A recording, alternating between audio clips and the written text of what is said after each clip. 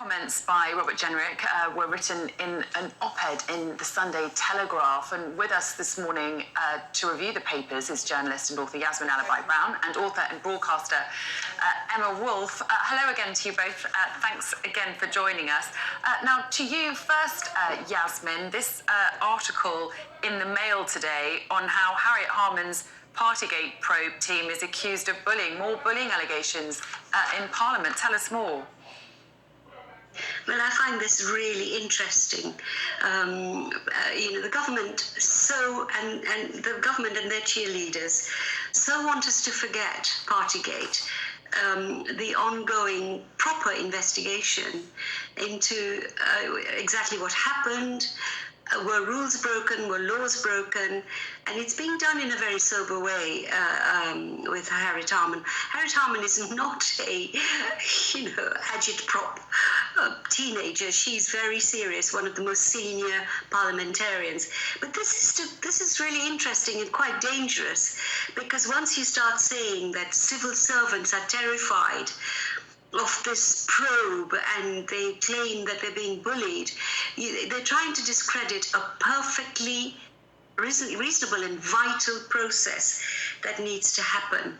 And trying to kind of cut it down in this way is, in my view, really dishonourable. And certainly it is not an isolated incident. There's been a number of allegations of bullying made by civil servants in recent days. It certainly sounds like a rather toxic environment at the moment. Emma, just a thought from you on that? Yeah, I mean, look, this Partygate situation drags on and on while the country plunges deeper into crisis. It seems like an extremely toxic culture within Westminster. When people are able to come out and talk about this, it's obviously not a pleasant place to work.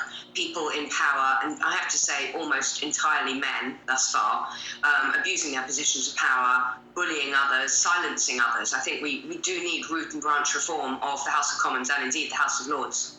And Emma, an article that you pulled out in The Express, more sowing the seeds in terms of what we can expect from Rishi Sunak and Jeremy Hunt next week. We can't really expect any good news, can we? More misery out of Westminster. As you were hearing there from your correspondent, this is ahead of the much anticipated Thursday autumn statement budget, call it what you will. It's being billed by The Express as a Thatcherite budget. It's going to be eye-watering costs. Hunt has been preparing us for eye-watering cuts. Things such as stealth tax increases, changing the threshold on income tax, inheritance tax, really quite deep public spending cuts to areas like policing, education, council budgets. It's really, really going to hurt. And obviously the Chancellor and the Prime Minister are preparing the way for this. It's really depressing to hear that they don't even have some rabbits they're going to pull out of their hat as they normally do. Jeremy Hunt has been calling himself Scrooge, who's going to do things that make sure Christmas is never cancelled. He's been referencing Margaret Thatcher. He's been sort of talking about the Iron Lady and how it's not moral to spend. There's nothing moral about spending money that you don't have. So I think we're braced for some very, very painful economic Christmas presents on Thursday and, unpleasant months and possibly years ahead. Yeah, certainly it does feel that way. That interview with the Sunday Times today, Jeremy Hunt saying he faces some horrible decisions when it comes to that budget next week.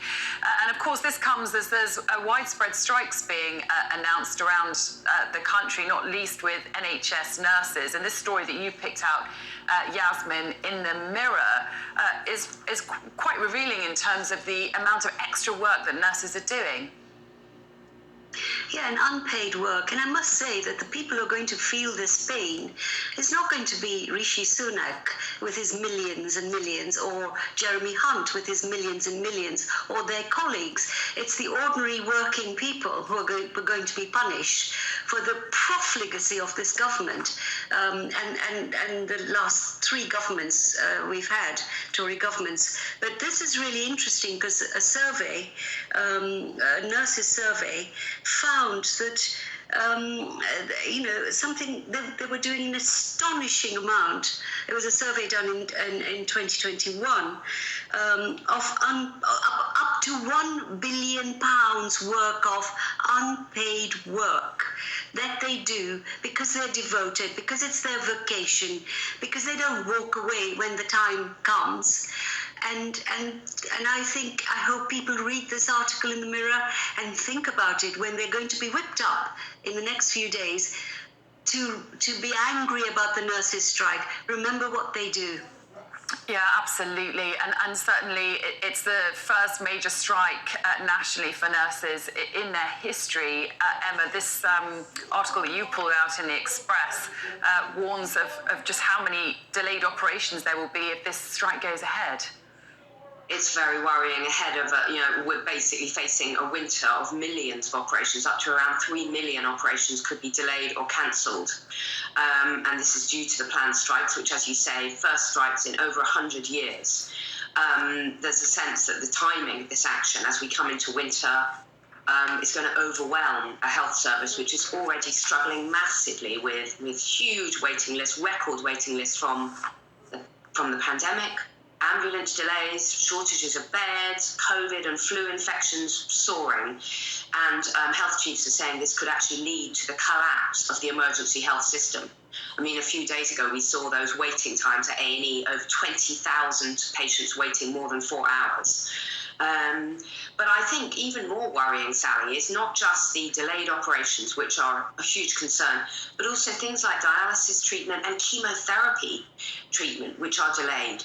If your chemo is delayed, that has a knock-on effect. In fact, all of these things have a knock-on effect on patients' lives. Of course they do.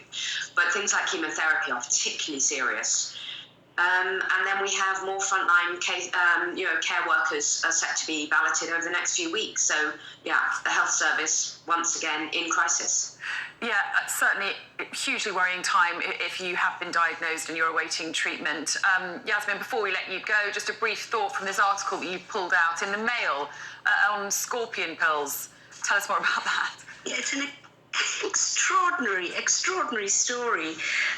The American Heart Association has been looking at this concoction of powdered scorpion, cockroaches, and various insects and some herbs. It's apparently from China.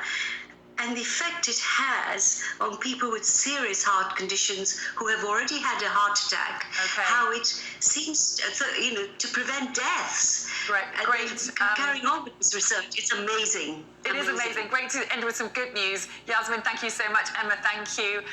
We will see you later on. Stay with us on Sky News Breakfast for full coverage of Remembrance Sunday.